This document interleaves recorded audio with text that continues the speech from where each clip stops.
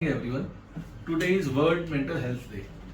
Mental health includes emotional, psychological, social, and spiritual well-being. There are four main types of psychological or psychiatric disorder, that is mood disorder, anxiety disorder, OCD, and schizophrenia.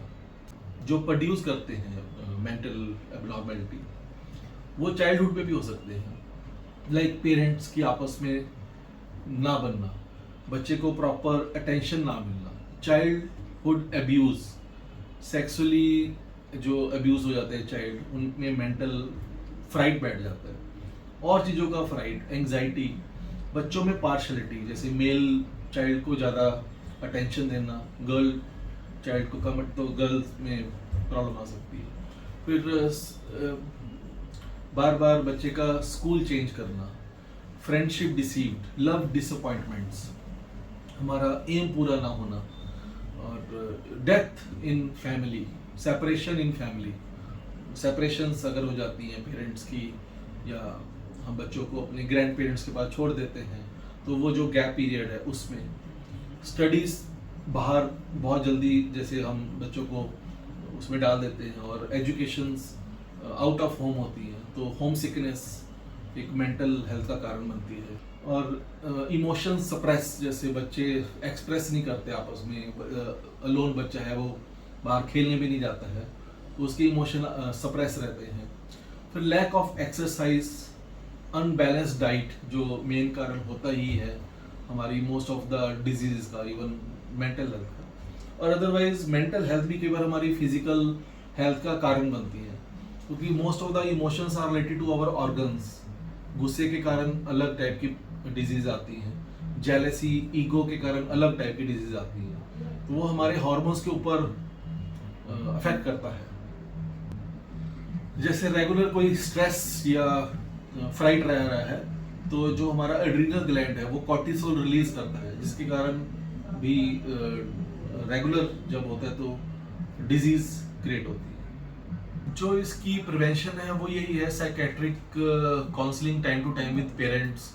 अपने emotions हमेशा हमें express करने चाहिए, अंदर नहीं रखने हैं, उससे हमारा बहुत बाद में हमें प्रॉब्लम्स आती हैं। Always express your emotions with your parents, with your friends. Do exercise, yoga, meditation, nature observation जो है वो हमारे मेंटल हेल्थ को बड़ा काम रखती है।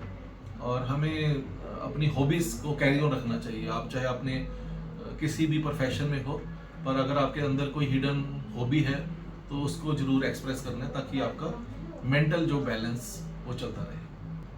होम्योपैथी में क्योंकि हम पूरा केस टेकिंग करते हैं, वो ड्यूरिंग मदर प्रेगनेंसी से हमारा केस शुरू होता है, जब अभी बच्चा पैदा भी नहीं हुआ है, और सेकंड फ्रॉम चाइल्डहुड टू अभी तक जब डिजीज आई है, तो उसमें सारे स्ट्रेसफुल इवेंट्स, इवन पूरी हिस्ट्री टेकिंग की जाती है, जिसमें पेशेंट के इमोशंस, उसके एंगर, उसका जेलसी, किस किस चीज़ में उसको कैसे अफेक्ट एंड रिएक्ट करता है, वो हम सारा डेटा कलेक्ट करके मेडिसिन सेलेक्ट करते हैं, जिसको कॉन्स्टिट्यूशनल मेडिसिन कहा जाता है, जिससे पेशेंट के all over internal and external patient cure होता है, फ्रॉम मेंटली टू फिजिकली।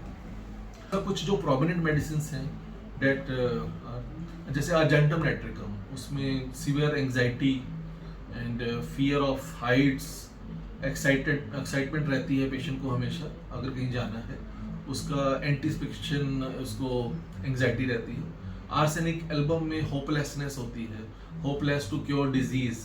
जैसे ही हम पेशेंट का ब्लड प्रेशर चेक करते हैं तो पहले से ही वो राइज कर जाता है उस माइंड फियर के कारण कि मुझे कोई बीमारी तो नहीं है। एकोनाइट में मेंटल शॉक होता है, anxiety, fear of death, even patient predicts the time and date of death, उसमें इतना डर होता है पेशेंट में कि मुझे कुछ हो जाएगा।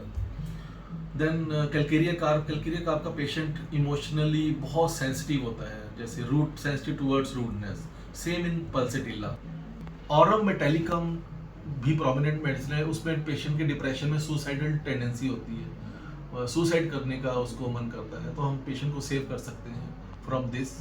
एंड सेकंड इज इनिशिया में recent death in family, recent mental shock, and acute depression कह सकते हैं उसमें, नेट्रोम्यूर में क्रॉनिक डिप्रेशन होता है, like love disappointments, even ambra grisea is one of the medicine, repeated death in family, और इग्निशिया में भी रिसेंट डेथ एंड हम कंसीडर करते हैं।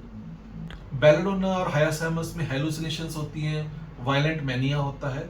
पैसिफ्लोरा में स्लीपलेसनेस, पेशेंट को नींद में प्रॉब्लम आती है। Thank you very much.